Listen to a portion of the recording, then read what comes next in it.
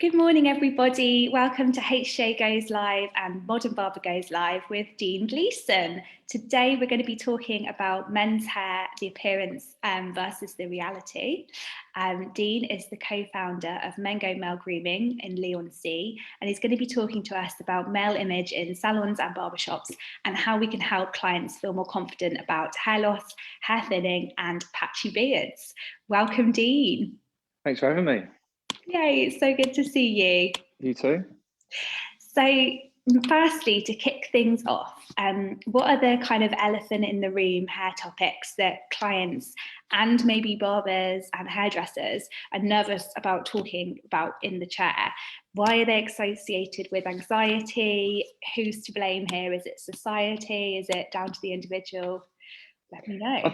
I think as a whole, as like a male population, we're very against talking about issues that we have, aren't we? It's like a typical man thing is to suppress everything. You don't admit to any self-consciousness you've got or any issues that you're struggling with. So I think that is a main factor, that people don't actually want to approach a subject themselves. So, and especially with social media nowadays portraying such a perfect image of the hairstyles that have got to look a certain way, and you've got magazine covers of the chiseled bodies and the perfect hair and the jawlines and the perfect beards.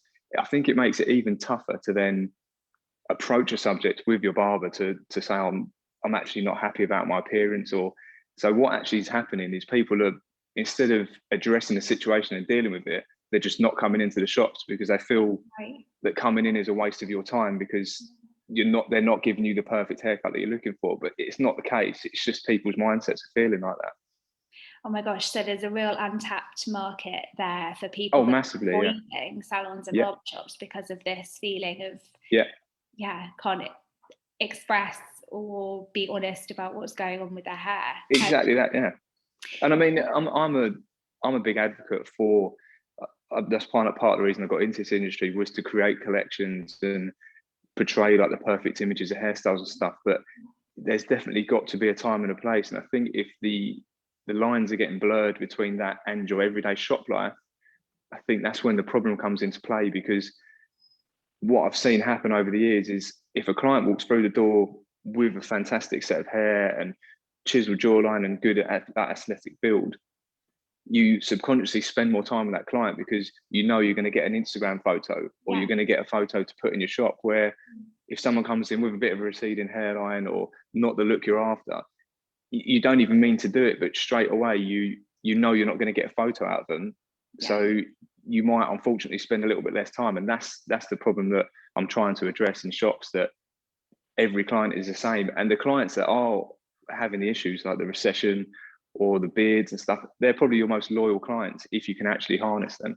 Yeah, that's such an important point, and thank you for being kind of honest and speaking about that kind of social media pressure that a lot of people feel.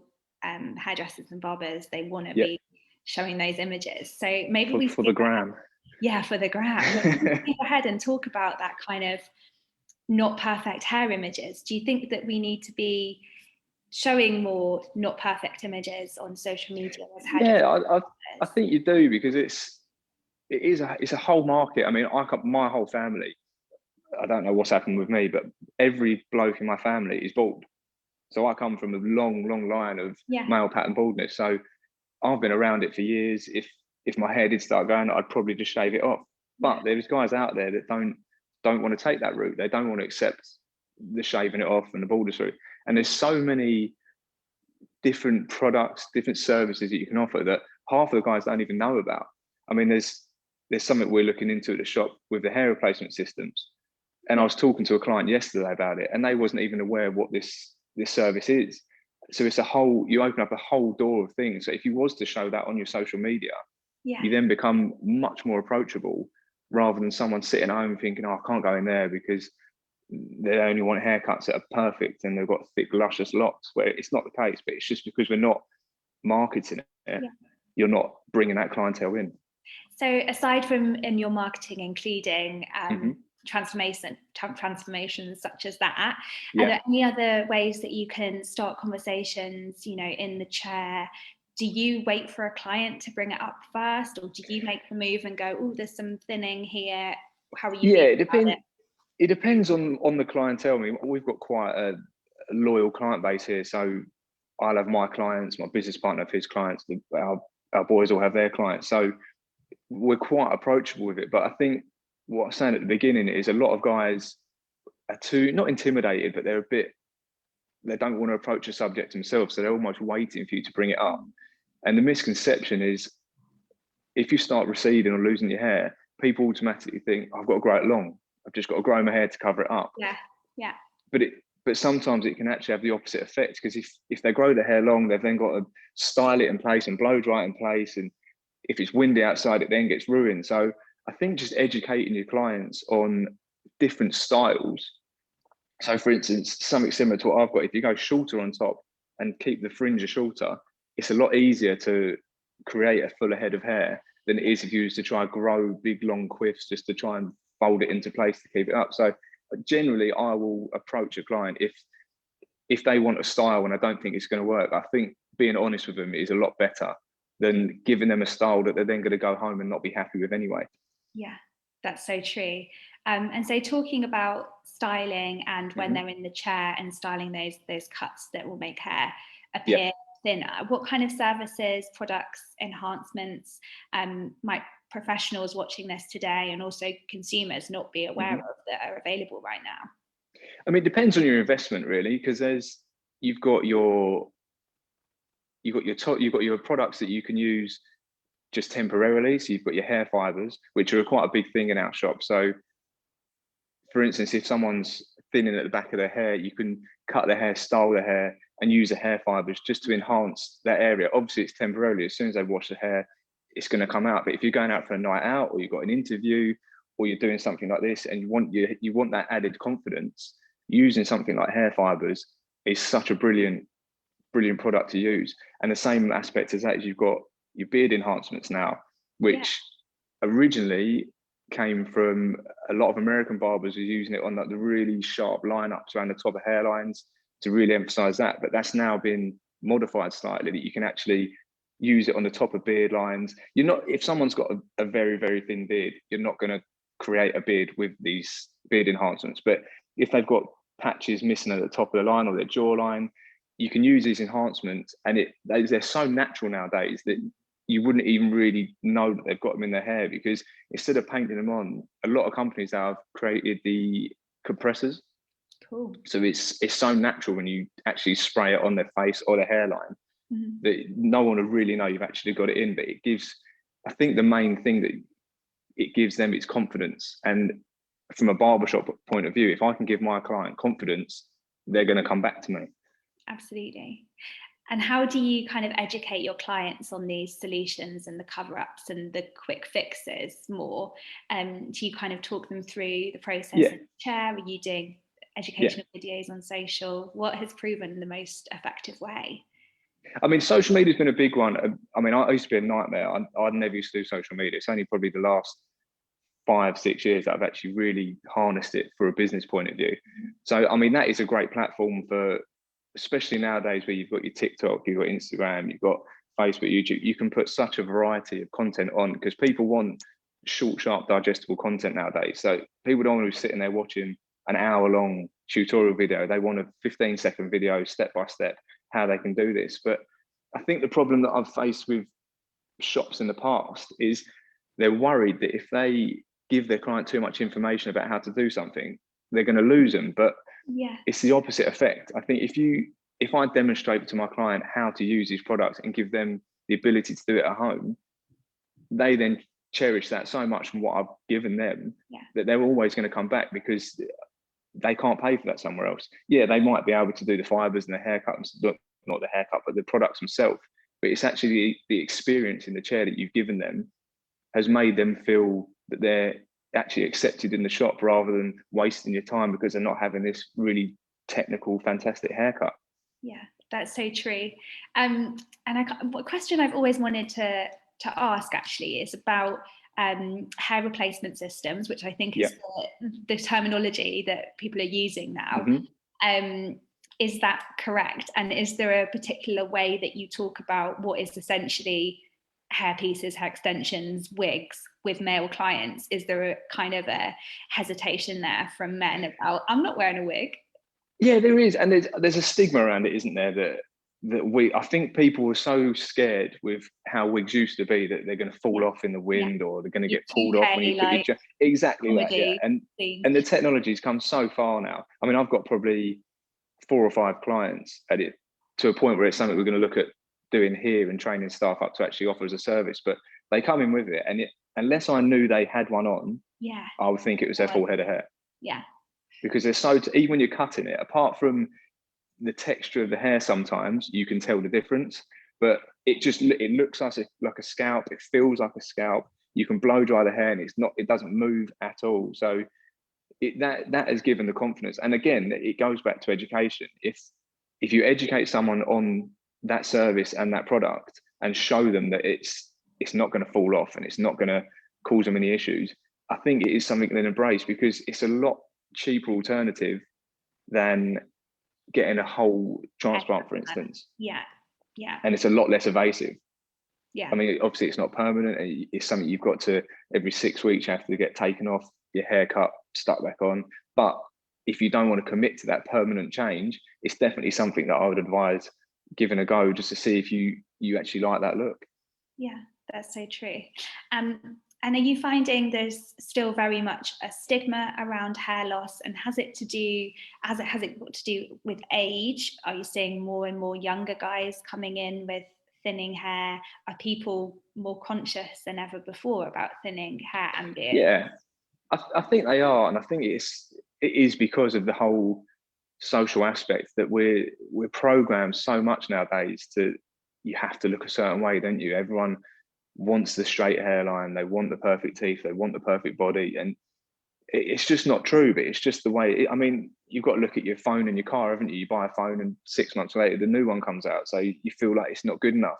And I think that's the same with appearance. You've got so much on social media that is telling you that if you're not looking a certain way, you're not fitting in. But if you actually went into the lives of them people on social media looking that way, they've got so many issues and problems behind the scenes that don't get shown, because it's just one snapshot of a 1x1 square photo that looks perfect. But people base their whole life around these photos. I mean, I've been guilty of it in the past, but if you use social media in the right way, it's brilliant. If you listen to it too much and you absorb it too, it can cause so many problems. And I think that is a problem with the youngsters nowadays, is they almost feel like they're not meant to be that way. And it's hair at the end of the day. It can be changed, it can be addressed. But yeah, that's why I think education and trying to pull them away from that social anxiety is definitely a big part in it. Definitely. And, obviously things like Photoshop or perfection on social media isn't inherently bad, some might say, but do you think there kind of needs to be more conversation or a disclaimer almost about what's enhanced and what has actually gone into creating that perfect image? Yeah, I think so. I mean, I think it's a series I'm sort of looking at doing with the beard enhancements and stuff like that, because I've had it in the past where I've looked at magazines when I was early in my career, and you look at a guy's beard and you think, oh my God, no one can grow a beard like this. This guy's beard's fantastic. And it is because it's been either touched up in Photoshop or it's been enhanced. So you're setting yourself unachievable goals, because it's not naturally possible to get a beard like that. So unless you know about the products or you know what's been used in the photo shoot, I think it can cause problems. So yeah, it is a good point. I think if you are using enhancements in your photos, you haven't got a hashtag add it, but just explain what you've done. Just say, I'll create this look by using such and such product to enhance the beard. And it won't, I think everyone's so worried about giving away industry secrets that it gets left out. But you've got a whole host of audience and shops and barbers and hairdressers alike that would benefit so much that you'll probably gain followers from it. You'll gain clients from it because you're seen as the expert in your field then. Yeah. And you're seeing as trustworthy. Exactly that. As well. Yeah, exactly. I mean, from a client point of view, if someone tells me how to do something myself, I'm not then dismissing their expertise or Yeah. ignoring them or not going back to them. I want more. Like next Yeah, time, exactly. Yeah. I'm coming back. And it makes you.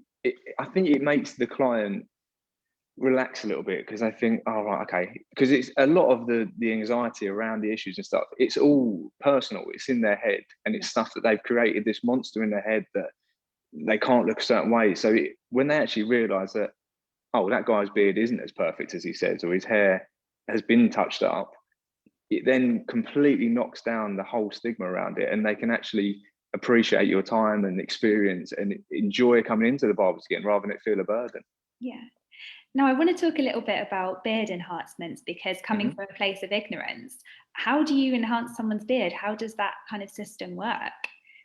So there's two, apart from, you can actually get transplants for beards now, which still blows my mind. But for the actual product point of view, we use just the beard color enhancement. So you can either paint it on using small brushes. So the way I do it is I'd cut the whole beard, style the whole beard, and then if someone had like a weakness on the top of their cheek line or the top lip, especially scarring and stuff like that, if you get a scar on the top lip or jawline, it can really break that up. So using the beard enhancements, you can either paint it on straight with a brush.